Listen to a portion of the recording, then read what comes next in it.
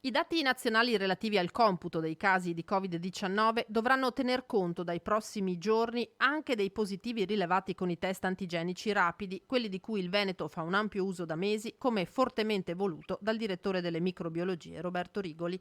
Dopo il via libera del Ministero della Salute, che ne ha riconosciuto al di là di ogni discussione o polemica la validità, la legittimazione arriva anche sul lato pratico. Le regioni dovranno rendicontare separatamente il numero di test antigenici effettuati rispetto ai test molecolari.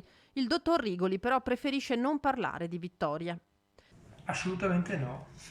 Io penso che ognuno di noi rappresenti rispetto alla pandemia un granello di sabbia e dobbiamo metterci insieme tutti quanti per cercare di contrastarla. Quindi non credo che sia una vittoria, è un confronto ragionevole di come andare avanti. La circolare del Ministero riconosce valenza e ambito di utilizzo ottimale dei test antigenici di prima, seconda e anche terza generazione. Chiarisce in maniera molto trasparente come andare avanti ed è utile per uniformare gli approcci. Diciamo che in questo senso il Veneto ancora una volta dimostra di aver fatto le scelte giuste.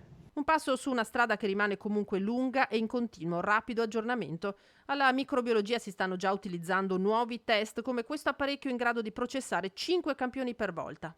Questo qui si mette una goccia in questo punto qua, dopodiché la goccia per capillarità va avanti e c'è tutta una serie di reazioni e con il sistema di fluorescenza amplificata viene rilevato da questo sistema e diciamo che la risposta è in 3 minuti.